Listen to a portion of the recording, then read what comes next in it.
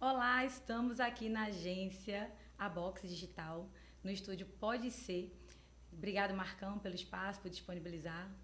E estamos para fazer uma coisa que muita gente pediu, sempre todo mundo pergunta, e vamos conhecer hoje a história do pastor Robson Medeiros, até a conversão dele para saber como foi esse caminho.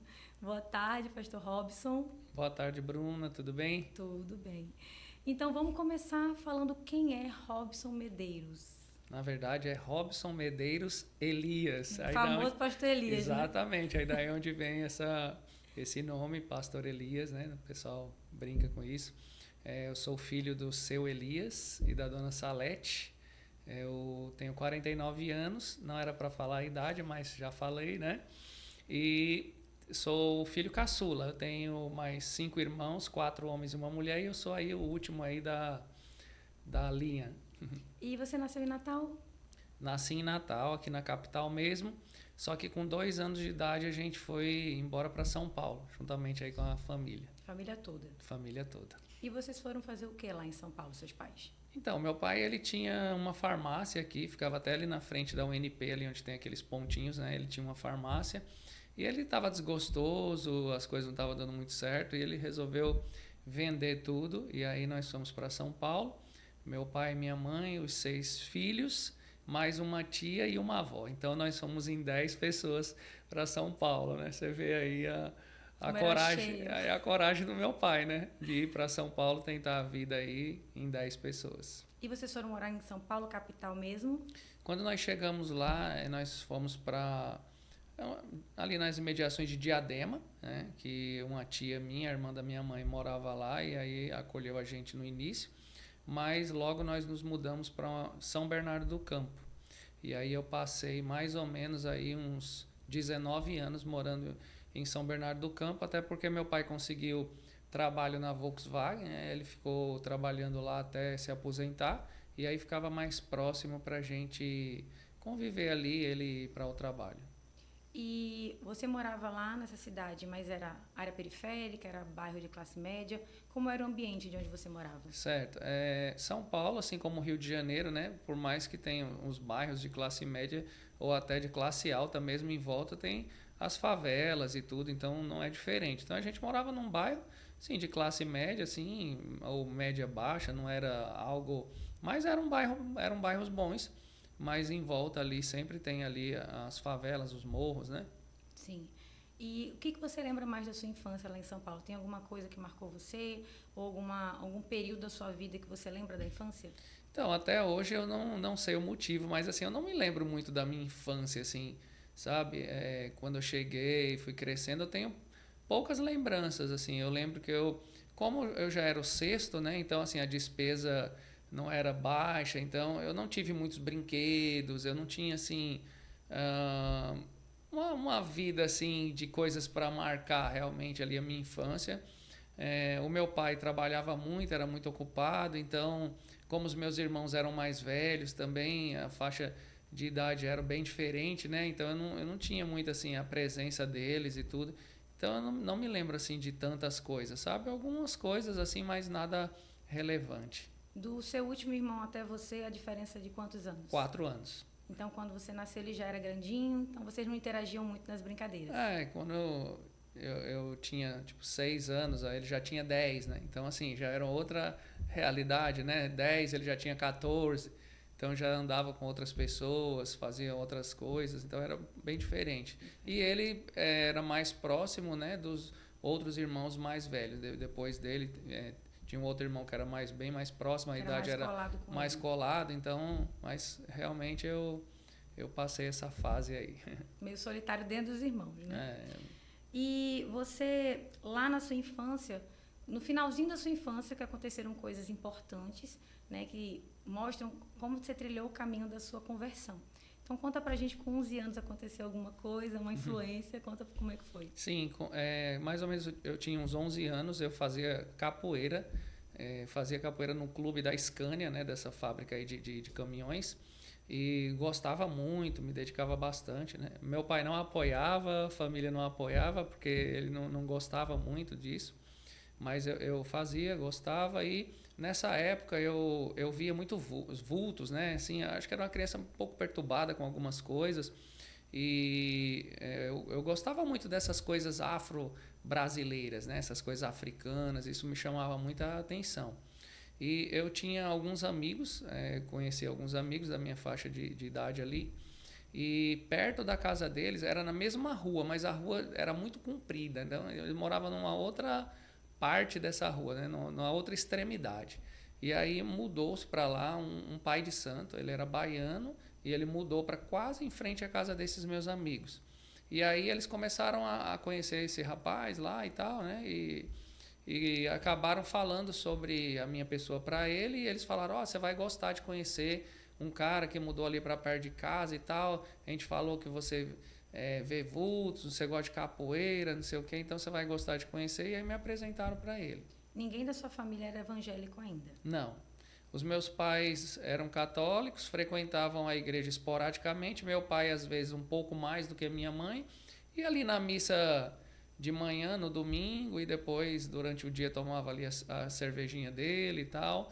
Mas, assim, não eram pessoas, assim, dedicadas mesmo à igreja. Então não tinha uma religião fixa dentro da sua casa. Você estava meio solto. Dizia-se católicos, né? Mas não eram tão... Não colocavam você para ir para missa? Então, até colocava às vezes, mas não era, assim, algo muito forte, assim, algo que realmente eles insistiam. Eu ia mais ali para brincar, às vezes, quando eu era bem pequeno, mas foi crescendo, aí eu também fui perdendo o interesse de ir. E como é que foi essa sua jornada dentro do candomblé? Então, aí eu conheci ele e comecei a frequentar, né? E comecei a passar muito tempo lá.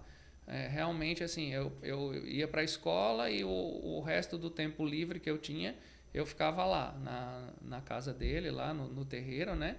Aprendendo e tudo, né? E participando de todas as obrigações que tinham lá, das coisas, os trabalhos.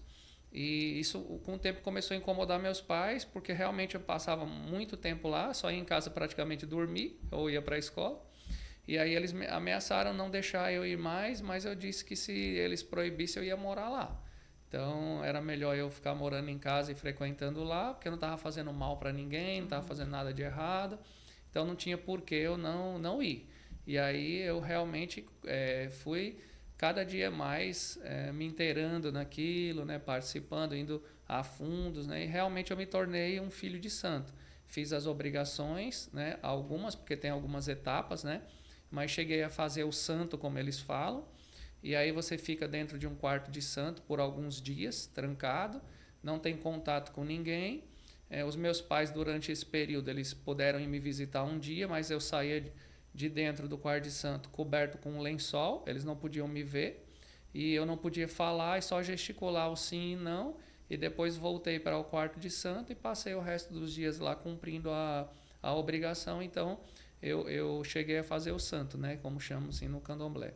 E você ficou lá até quantos anos e o que mudou dentro dessa sua jornada nesse terreiro? Tá, eu fiquei lá mais ou menos até quase 14 anos de idade dentro desse, e o pai de santo, né, ele acabou me assediando e eu acabei enfrentando ele, e ele pegou e estava até incorporado depois com um demônio, né? Eu cheguei a jogar umas pedras nele com raiva. E ele disse que ia destruir minha vida, que eu ia para o fundo do poço, que eu estava acabado, porque como ele tinha o santo na mão, né? Então é como se o poder da minha vida estivesse na mão dele, né? Então ele me ameaçou e aí realmente assim, eu fiquei com medo, mas voltar para lá eu não ia voltar devido ao que tinha acontecido. Mas aí eu procurei um outro lugar, de um outro amigo que frequentava, que era um casal mesmo, tinha uma filha e tudo, né? Seu Hélio e Dona Ivone. E eu passei a frequentar aí depois esse terreiro de candomblé, que era bem maior, muito mais robusto, mais organizado, né? O outro era pequeno, mas esse era grande, tinha muitos filhos de santo, tinha realmente as grandes festas, né? de orixás e tudo. Então eu passei a frequentar esse. E lá aconteceu algo que você relaciona depois com um fato da sua conversão. Aí você conta um pedacinho agora, depois a gente faz a relação, mas conta o que aconteceu. Tá. No candomblé existe dois tipos de pessoa. O Ogã, que toca, e o Iaô, que recebe o orixá. e eu era o Iaô. Então, quando fizeram o santo, era para eu ter recebido, mas o santo não recebi. E lá tem um adijá, que é um objeto de metal com 3 pontas, é como se fosse um sino. E eles ficam tocando aquilo ali e invocando o santo, né? E um dia eu estava lá num quarto, e a mãe de santo estava em outro quarto, até eu me lembro o nome da pessoa, era Valéria, estava conversando com ela. E essa mulher perguntou por que que o meu santo ele não descia. Eles chamam não respondia quando chamava. E ela disse que realmente não sabia, que já tinha cansado o braço de tentar e realmente ele não descia. Eu ficava todo vermelho, suando, muito quente, sentia um calor muito grande, mas o santo não descia e eles também não entendiam o motivo. Já sabiam que você era separado por alguma coisa. Alguma coisa era diferente dos outros. E assim como você foi apresentado ao candomblé por alguns amigos, entrou outro evento importante também apresentado por amigos na sua vida, Sim. que foram as drogas. Isso. Então aí você começou a se envolver com isso e abandonou o candomblé. Conta pra gente essa jornada, Tá. pra gente. Mais ou menos com 13 anos, eu ainda estava lá frequentando o outro, né? Esses mesmos amigos que me apresentaram aquele pai de santo, eles começaram a fumar maconha. E, na verdade, os meus irmãos, o que é mais velho do que eu, de 4 anos de diferença, e o outro, eles também usavam droga. Então, a minha casa era um lugar assim frequentado por pessoas que fumavam maconha e tudo, mas meus pais não aprovavam. Era aquela coisa, era a questão da droga recreativa que as pessoas chamam, né? Então, eles fumavam isso, mas eu sabia. Só que um dos meus irmãos, o que é após mim, né, 4 anos depois, ele começou a usar drogas mais pesadas e eu cresci realmente num ambiente assim bem complicado. Meu pai queria sair para trabalhar, ele estava trancado no banheiro se drogando e não abria a porta nem para meu pai escovar o dente, por exemplo, entendeu? Tipo assim, lavar um rosto. Ele estava lá trancado, passava a noite, a gente ameaçava derrubar a porta e tal. Então, assim, eu cresci vendo isso, né? Então, esses amigos entraram, começaram a fumar e aí eu estava dentro desse contexto, comecei também a fumar maconha e era aquela coisa ali, de vez em quando, uma festa, um sábado, um dia de noite, né? E aí a gente foi conhecendo um pouco esse mundo também. Aí depois desse início, que você começou de forma recreativa, você começou a conhecer outras drogas. Isso. Com 15 anos, mais ou menos, eu comecei a cheirar cocaína. Um amigo foi comprar para uma outra pessoa e recebeu um pouco, tipo, ganhou uma parte, um brinde, e aí dividiu comigo. E aí a gente começou a usar cocaína com esses amigos também, né? De vez em quando conseguia ali, cheirava, era uma coisa assim, esporádica, né? Sim. E aí eu acabei me mudando para um outro bairro, e a gente, lá nesse bairro, dizia que o diabo cravou o tridente ali, né? Meu Deus. Assim, parecia um lugar bom de se morar, ficava bem perto da Volks, para o meu pai ir trabalhar. Dava para ir até andando, se duvidasse. Mas era um lugar, assim, enterrado na droga mesmo. Era pesado, pesado mesmo. E aí ali foi onde realmente a gente começou a um vício, assim, muito mais pesado, né? E nesse tempo que você começou a experimentar outras drogas, você se envolveu e qual foi o momento que você viu que você estava no fundo do poço em relação às drogas? Tá, vamos lá. Aí entra um outro paralelo, né? Mais ou menos com 17 anos eu já estava assim, usando droga assim, pesadamente mesmo. Nessa fase eu usava tanta droga que eu não consegui mais nem ir para a escola, eu não conseguia estudar, nada, porque não dava, eu vivia drogado o dia inteiro, né? E nesse mesmo período, né, o meu irmão, 4 anos depois de mim, ele foi preso.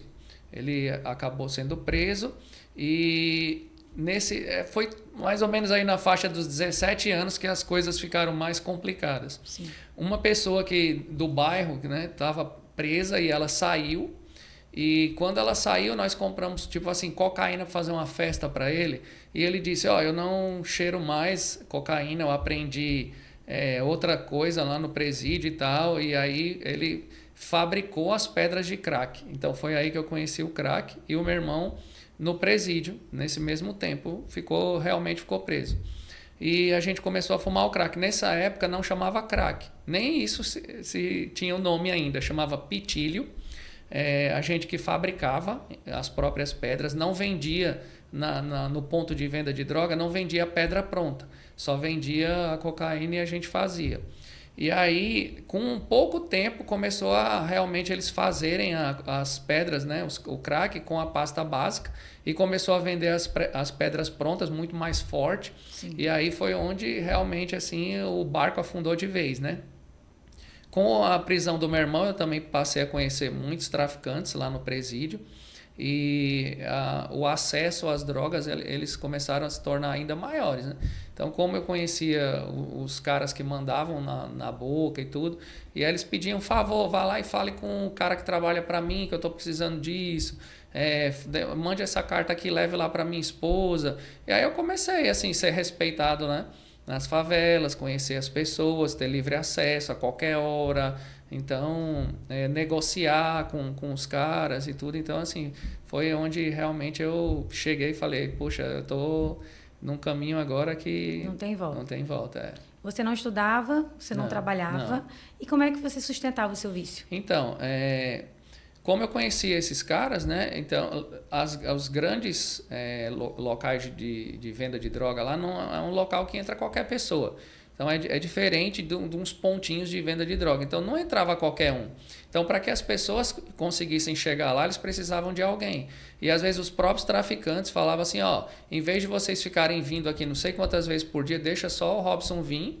Ele vem aqui e compra droga e leva para todo mundo e entrega. Então, eu comecei a ser tipo um elo. Chama de aviãozinho, eu não gosto desse nome, mas era tipo como se fosse um elo entre o bairro que eu morava e algumas favelas, né? Sim. Eu nunca fui a favor, assim, nunca assaltei, nunca gostei disso, mas eles assaltavam aí videocassete, televisão, filmadora.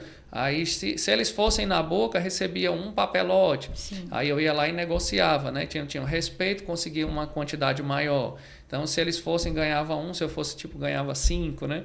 Então, eu mantinha o vício assim. Eu ia, às vezes, em 10 bocas por dia, em várias diferentes, para não estar no mesmo lugar e não ficar avisado pela polícia. Então, cada hora estava num lugar diferente e todo mundo me procurava para conseguir alguma coisa e eu consegui o que eu queria.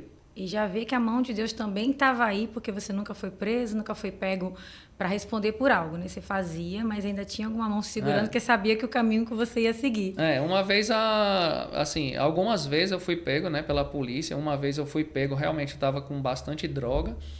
Chamaram a minha mãe, as viaturas lá, eu sentado em cima da mão, os prédios, todo mundo olhando. Eu lembro, tinha 3 PTM, que é a Polícia Tático Móvel, com as luzes assim apontadas para mim, né? E o cara com o fuzil na mão, tentei fugir, ele quase atirou. Aí ele falava para minha mãe, seu filho é traficante e hoje eu vou levar ele preso. Eu vou encontrar a droga. Ele passava por cima e não enxergava. Várias vezes eu olhando, ele passava pelo lugar que estava e não conseguia ver. Eu consegui jogar, estava com plástico transparente e ele passava e não conseguia ver. Eu fui pego algumas vezes, mas realmente nunca conseguiram provar e me levar para a delegacia. E quando seu irmão foi preso, foi lá que você começou a ter contato com o que você vive hoje. Né? Até para a gente destacar a importância que tem o trabalho, né, nas áreas prisionais, porque foi lá que, inclusive, a sua família inteira se converteu a partir desse ponto, que foi a prisão do seu irmão. Né? Conta pra gente como foi esse... Pois eu tinha deixado já de frequentar tudo, né? O candomblé não ia mais, não ia para a escola, não trabalhava, não fazia nada, porque a droga não deixava. E eu, um dia, estava muito louco de cocaína, assim, tinha cheirado muita cocaína, eram umas 3 horas da manhã, eu cheguei em casa, minha mãe estava chorando. E aí eu falei, o que foi? O que a senhora tem? Aí ela disse, o seu irmão foi transferido. O meu irmão, até então, ele estava numa comarca, que é como se fosse uma delegacia que o preso fica aguardando julgamento. Ele já tinha sido condenado, só que a minha mãe conhecia uma carcereira, toda vez que o nome dele ia para transferência, ela tirava. E aí um dia ela não estava trabalhando e ele foi transferido para a casa de detenção do Carandiru, que hoje não existe mais, foi implodida, né? Que tem aquele filme e tudo. Sim. Então ele foi direto para o pavilhão 9, foi quando teve aquela chacina, né? Aquela rebelião, e quando reformaram uma das primeiras levas de preso, ele estava nessa, como chama o bonde, ele foi nesse bonde para lá. E minha mãe falou assim, o seu irmão foi pro Carandiru e ele dava muito trabalho. Ele mesmo preso usava muita droga, fazia muitas dívidas. Aí falou, ele vai morrer lá, ele tá lá sozinho. E aí para minha mãe era o fim ali dele, da família, de tudo, né? Mas realmente ali ela não sabia que era o início de uma nova jornada para nossa família. E como começou isso? Conta pra gente. É duro, né? É duro, mas Deus faz as coisas improváveis, né? Ele ficou lá no Carandiru, né, por muitos anos. E durante esse período ele acabou sendo evangelizado por um outro preso. Esse cara era pernambucano, chamava Idemilson. Ele foi condenado a 98 anos de prisão, mas ele se converteu lá dentro e ele realmente era um homem assim que evangelizou muitos presos, né? E um dia eu cheguei para visitar o meu irmão e estava lá esse rapaz, o Idemilson, né? Com a gravata, roupa social, a Bíblia debaixo do braço e com o outro. E disse, você é o irmão do... Chamavam ele por um apelido, disse e tal. Aí eu falei, Ele falou, pronto, ele aceitou Jesus, ele está morando agora na ala evangélica. E a gente vai conduzir você lá, porque agora a sua família vai ser acolhida pela igreja. E você vai tirar a visita lá, não fica mais no meio dos outros presos. E ele mora também numa ala separada. E aí foi a primeira vez que eu entrei dentro de uma igreja evangélica e assisti um culto, porque antes da visita tinha um culto e depois a gente pegava e ficava ali durante o período todo, né? A gente entrava às 8 da manhã e saía às 4 da tarde. Era obrigatório isso porque era muito grande, né? Eram 9 pavilhões ao todo, na verdade, né? E tinha 8.000 e poucos presos. Então, assim, tinha o horário certo para fazer tudo, né? Então, você não podia entrar a hora que você quisesse, sair a hora que quisesse. Sim. E aí a gente ficava lá na visita. Aí foi o primeiro culto que eu assisti, né? Era uma igreja Assembleia de Deus.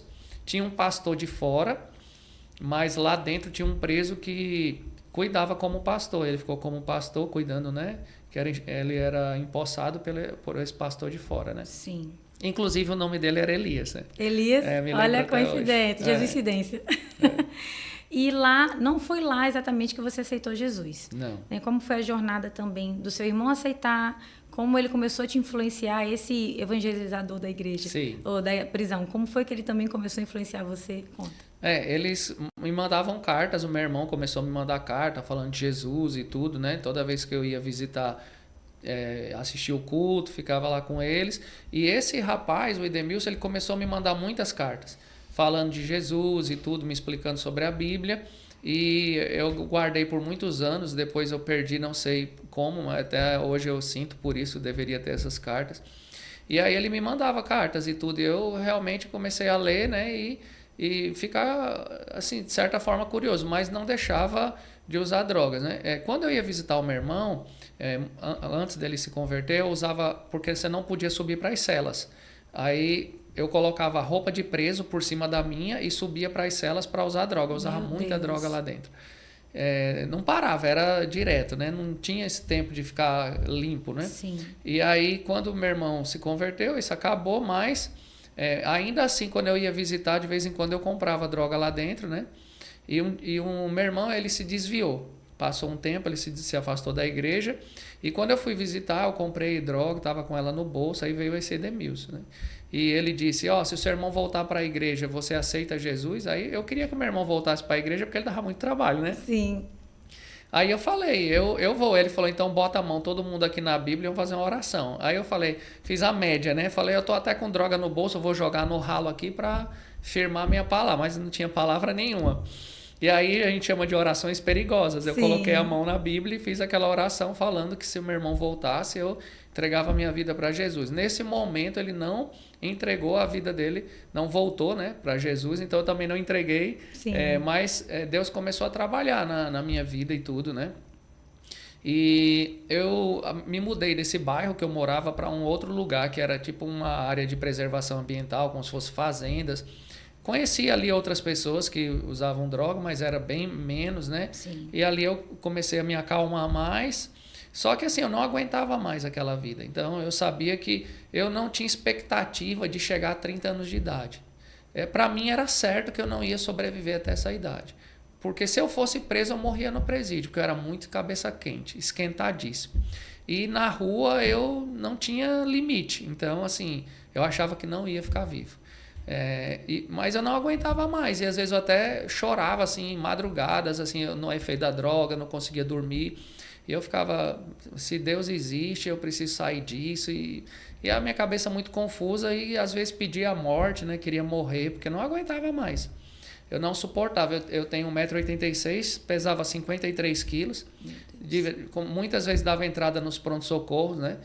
Desidratado, pneumonia, muito mal. Eu cheguei até a ser internado com pneumonia, sem saber que eu tinha pneumonia, saí de lá direto para uma boca para comprar droga. Então, assim, era sem limites mesmo. E aí eu comecei a querer mudar de vida. E aí, nesse local, eu falei, mãe, deixa eu tentar ir para a escola. Porque eu não conseguia. Se eu saísse para ir para a escola, eu não voltava mais. Eu aparecia talvez 2 dias depois. Entendeu? Então, dali eu desviava o caminho. Então, eu não tinha condições de ir. Aí, deixa eu tentar ir para a escola, aqui é mais tranquilo. Acho. E aí, eu me matriculei e realmente comecei a ir para a escola, frequentar a escola. E aí, conheci uma menina lá que era evangélica, né? E aí comecei a namorar com ela. Um rapaz do lado da minha casa, ele era dono de um bar, ele gostava muito da gente, Carlão. E ele falou assim, tem uma vaga de emprego ali numa fábrica de material hospitalar. Na época eu até me lembro, eu estava pescando numa represa, ele foi atrás de mim, era bem longe, gritando. Eu falei, essa é a voz do Carlão, né? E aí ele foi me buscar, porque eu tinha que ir nesse dia lá para tentar essa vaga, e eu consegui entrar nessa fábrica de material hospitalar. E tinha um rapaz lá chamado Leandro, que era crente, ele ficava falando de Jesus para mim, eu era cabeça dura, eu dizia, eu sei que vocês vão para o céu, vocês estão com a vaga lá garantida, mas a minha já está garantida no inferno, então não adianta falar para mim, porque realmente eu sei que meu destino é ir para o inferno, porque eu não fazia nada de bom, então eu tinha consciência, né, que... E muitas vezes os meus pais falavam, meu filho, tenha fé em Deus que Ele vai tirar você disso e tudo. Eu batia na mesa, falava, se Deus existe, eu não estava nessa situação e tudo. Não gostava de falar o nome de Jesus, se falasse perto de mim me incomodava, porque Jesus era ingrato. Tipo assim, como é que eu estou nessa vida se Jesus é tão bom, entendeu? Entendi. E aí foi quando eu comecei realmente a ter alguns passos, né, em rumo aí à mudança. E essa namorada, ela me chamava para ir para a igreja, só que eu nunca queria ir. Às vezes ia buscar, ia deixar, mas não entrava. E ela um dia disse assim, vai ter um casamento lá e minha amiga gostaria muito que a gente fosse e tudo. Eu falei, não é culto, é casamento, eu vou. Apesar de ir no presídio eu ir nos cultos, mas eu ia porque tinha que ir, né? Era obrigatório. Era obrigatório. Mas eu vou. Aí fui, só que antes eu comprei cocaína, cheirei toda para não levar para dentro da igreja. Aí foi minha mãe, ela e a mãe dela. E aí eu cheguei lá e comecei a me sentir mal. Eu falava, não estou entendendo porque eu estou passando mal, tem alguma coisa... Eu sei que eu fiquei tão desnorteado que eu saí correndo da igreja e deixei as 3 lá. Cheguei em casa passando mal e falei, pai, eu deixei a mãe, a namorada e a mãe dela numa igreja lá em tal lugar. E eu estou muito ruim, não tenho condições, o senhor pode buscar elas? Aí ele com raiva, mas foi, né? Então, eu fui nessa igreja que ela frequentava essa vez. Aí depois também não pisei mais. Foi a primeira vez que você usou droga e passou mal? Passei mal dentro da igreja. Porque aquela quantidade de droga, para mim, era tranquilo. Então, isso que eu perguntei. Se você usava droga, ficava bem. Não, tranquilo. Essa vez que você usou e foi para a igreja foi quando você se sentiu mal. Mas eu mal. senti que não era droga. Eu senti que era algo... outra diferente. Coisa. Era diferente. Um detalhe também, né, que vale ressaltar. Dentro do candomblé... tinha o lado que eram os quartos de santo e do outro lado os quartos dos Exus. Eu nunca gostei dos santos, eu sempre gostei dos Exus. Eu falava, se for para limpar os quartos de santo, não conte comigo, mas dos Exus podem contar comigo. Então eu era muito endemoniado, muito. Eu tentei tatuar 666 aqui uma vez. Meu Deus. O tatuador não quis tatuar. Que bom, né? Que bom, né? Deus usou até o tatuador, né? Mas eu era muito endemoniado. E eu passei mal e eu falei, tem alguma coisa diferente ali, né? Mas nessa época aí, já nesse tempo, o meu irmão tinha sido transferido da casa de detenção para uma colônia agrícola, que chama, né? Um presídio agrícola no interior. E tinha alguns que saíam para trabalhar fora e voltavam, e ele não, mas ainda não chegou nessa fase. Mas teve um indulto do Dia das Mães, isso foi em 1997. E nesse induto do Dia das Mães, ele foi passar o Dia das Mães em casa. Quando ele chegou lá, ele disse que tinha uma dívida e precisava comprar droga para voltar e vender, fracionar para pagar. Aí eu fui num ponto de venda lá bem grande que tinha, comprei uma quantidade grande de crack para ele fracionar. Só que eu peguei uma parte e falei, eu não tenho nada a ver com isso e vou usar. Aí ele pegou e falou, não, vou usar uma parte também. Eu sei que os dois ficaram loucos. Oh, meu Deus. E aí acabou o Dia das Mães, né? A gente estragou o Dia das Mães. E na segunda-feira, quando ele voltou pro presídio, ele encontrou alguém no meio do caminho. Até hoje eu não sei quem é esse alguém. Eu sei que ele foi entrar com aquela goiabada de papelão, tipo Sim. aquela caixinha, né? Só que estava recheada de maconha. E aí ele foi pego na entrada do presídio e assinou um tráfico. Aí voltou para a penitenciária. E aí nesse episódio eu falei, não dá mais. Se eu não mudar de vida, eu vou acabar sumindo e ninguém vai mais saber notícias minhas. Porque pensa na sua mãe, né? eu não aguento mais dar tristeza para minha mãe, para meus pais. Acabei o Dia das Mães e eu não quero mais isso. Eu preciso de alguma coisa. E se esse Jesus realmente existe, que eles falaram, mandavam as cartas e tudo, se ele realmente existe, eu vou entregar minha vida a ele. E se realmente Deus tem esse poder todo, eu vou me libertar dessa vida. Isso aí foi na segunda-feira. Eu fiquei calado, sem falar nada, até o sábado. Quando foi no sábado, eu falei, mãe, peça a chave do carro pro pai e vamos numa igreja comigo, mas só eu e a senhora. Aí não falei nada. Aí ela, vamos. Aí a gente foi, no meio do caminho tinha uma igreja evangélica lá. Ela já tinha ido algumas vezes nessa igreja, e ela falou, vamos assistir o culto aqui. Aí quando começaram aqueles hinos do cantor cristão, né? Eu falei, mãe, não leva mal não, mas eu estou sentindo de ir para aquela outra igreja. Que igreja? Aquela que eu passei mal, que eu larguei a senhora lá. Eu tinha uma ideia fixa com aquela igreja. E aí eu falei, eu quero ir para essa igreja. E nem para namorada eu tinha dito que eu ia aceitar Jesus, que eu ia para a igreja, nada. Então estava dentro de mim. Aí eu fui para essa igreja. No meio do caminho, eu encontrei um rapaz que estudava lá na escola, que era crente dessa igreja também, o Flávio. E aí eu ofereci uma carona para ele, ele achou muito estranho, né? Lógico. Mas como ele viu que minha mãe estava, então ele viu que era sério. E aí foi, ele ficou do meu lado e eu passei o culto inteiro. Hoje eu vou entregar a vida para Jesus. Quando o pastor fez o apelo, aí ele bateu no meu ombro e disse, Robson, quer aceitar Jesus hoje? Eu, não. Aí não consegui. Só que eu comecei a me tremer, a esquentar, a suar, aquela velha suadeira e aquela quentura, né, que eu sentia lá atrás, e comecei assim, sair água das mãos, assim, eu perdi o controle, assim, eu fiquei, não sabia o que estava acontecendo, e de repente quando eu vi eu já estava lá na frente, nem pedi para ele me acompanhar nem nada, fui sozinho. E aí o pastor pegou e falou, você mora onde? Aí eu disse, era bem longe da igreja, uns 40 minutos a pé. Perto da minha casa tinha outra igreja. E ele disse, eu posso mandar uma carta para o pastor de lá para ficar mais fácil. Eu falei, não, quero ficar aqui. Foi aqui que eu aceitei Jesus, eu vou ficar aqui. Depois de um tempo, né, eu acabei sabendo, né, através do filho do pastor, ele era baterista. E ele estava lá tocando a bateria e ele disse que quando olhou para mim, ele disse, esse não fica aqui 30 dias. Inclusive, né, há pouco tempo agora, estava eu e o pastor Tiago com o Saulo Matos. A gente estava conversando e ele olhou e falou assim, Deus está me dizendo que deram só 30 dias para você. Para confirmar que o que ele ia falar comigo vinha de Deus, né? Sim. E eu falei, eu sei. Quando eu aceitei Jesus, o filho do pastor, ele disse, esse não fica 30 dias aqui. E esses 30 dias já duram aí muitos anos, desde 1997, 17 de maio de 1997.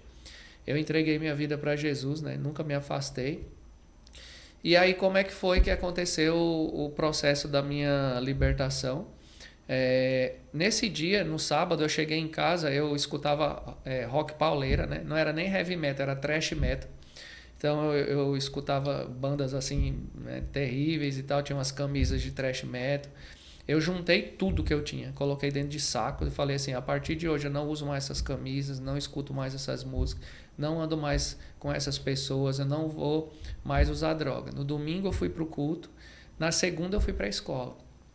Estava na sala de aula, chegou um rapaz, que eu andava com ele me chamando, eu já sabia o que era, aí eu pedi licença pro professor e fui, né? Aí quando eu fui e tal, ele pegou, me chamou no banheiro e disse que estava com umas pedras de crack e não estava conseguindo usar porque estava derramando, que ele estava se tremendo muito. Eu abri para ele, coloquei no cachimbo, acendi o isqueiro, toquei fogo, ele soltou a fumaça na minha cara. Eu entreguei para ele e falei assim, ó, não me chame mais, porque a partir de hoje eu sou crente, eu entreguei minha vida para Jesus. Eu não uso mais droga. Aí ele falou, não, tô de brincadeira não, rapaz, vai logo antes que alguém chegue. Eu falei, não, quem não tá de brincadeira sou eu. Eu vim aqui para depois você não dizer que eu te virei as costas e tal. Então, assim, eu não quero que vocês falem mais sobre droga comigo, não me chame mais. É o último favor que você me pede que eu faço. Quando eu saí dali, eu me senti o super-homem. Com a sua criptonita, eu falei, meu Deus, se eu resistir dessa vez, eu não preciso usar mais isso. Realmente Deus me deu força, realmente Deus existe e tal, né? E tem um versículo que acompanha a minha vida, né? É muito forte. Isso. Conhecereis a verdade vos libertará. Se o Filho do Homem vos libertar, verdadeiramente sereis livres.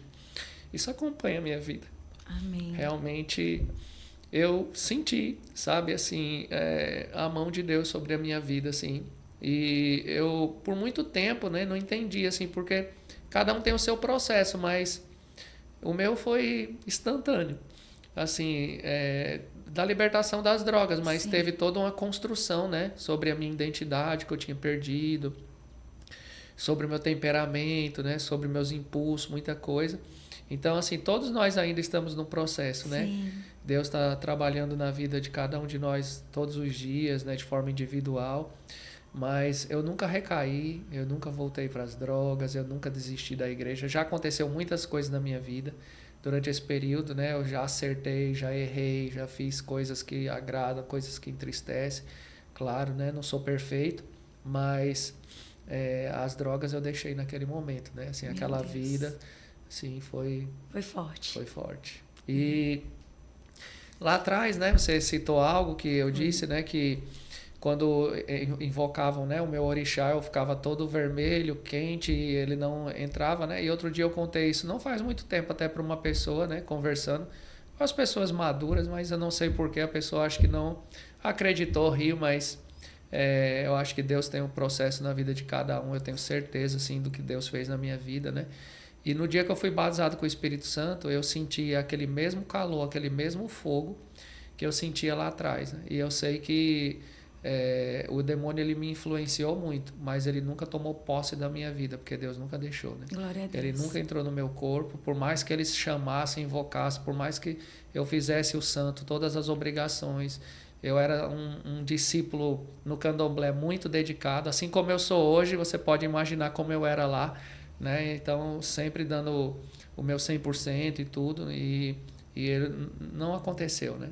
Então Deus ele sempre guardou a minha vida. Eu tenho certeza que ele sabia quem eu era, mas sabia quem eu ia me tornar pela sua presciência, né? Então ele guardou minha vida em tudo, né? Tô aqui já com 49, não morri antes dos 30. Glória a Deus. Glória a Deus, né? Tô aqui para contar a história. E para finalizar, conta para as pessoas que estão assistindo que acham que não tem jeito, que não vão conseguir. Qual a palavra que você deixaria para essas pessoas que estão lutando e estão com essa mesma sensação que você tinha? Eu não vou conseguir, eu não consigo me libertar disso. Qual a palavra que você daria para elas continuarem tentando? A gente usa um termo lá fora, né, no mundo secular, que a esperança é a última que morre, né? Eu quero dizer que a esperança de quem crê em Jesus nunca morre, porque Jesus ele é eterno, né? Então, eu citei aqueles versículos que são muito fortes. Conhecereis a verdade vos libertará. Se o Filho do Homem vos libertar, verdadeiramente sereis livres. Jesus, ele está para libertar, ele está para fazer, o desejo dele é esse nas nossas vidas. Mas eu precisei fazer a minha parte. Eu precisei me posicionar, né? Eu me coloquei numa posição, eu aceitei a Jesus, mas eu fiz a minha parte. Eu sabia que ele ia fazer a parte dele, mas eu deixei o que precisava ser deixado de lado. Eu passei a ter uma vida de dedicação, de oração fora do normal. Eu orava muito, né? Não que não ore hoje, mas eu orava demais, jejuava muito. Então, assim, eu eu fui assim a fundos, né? Me dediquei, eu participava de tudo que aparecia, eu realmente me envolvi, eu me entreguei mesmo, né? Fala de entregar a vida para Jesus, então assim, entrega o teu caminho ao Senhor, confia nele e o mais ele fará. Então eu fiz isso, eu entreguei realmente a minha vida a ele. Jesus, a partir de hoje a minha vida é tua e o Senhor é que guia os meus passos. Não é mais a minha vontade, é a tua. O que o Senhor quer que eu faça? O que é que o Senhor espera de mim? E eu vivi e vivo dessa maneira até hoje, né? Dedicando. Então, e existe sim esperança, existe libertação, existe o poder de Deus sobre as nossas vidas. Ele é real, ele é poderoso para fazer e infinitamente mais do que aquilo que nós pedimos e pensamos. Amém, amém. Então, essa é a sua história de conversão. Isso. Quem sabe vão vir as próximas histórias de como ele chegou dessa situação até virar pastor. Tem muita história nesse meio, muita né? história. Então, para você que estava querendo conhecer, tá aí mais uma vez agradecer ao estúdio, né? Agradecer ao espaço, Marcão, muito obrigada. E quem sabe tem um próximo capítulo. Então, obrigada, pastor. Eu que agradeço. E até a próxima. Amém.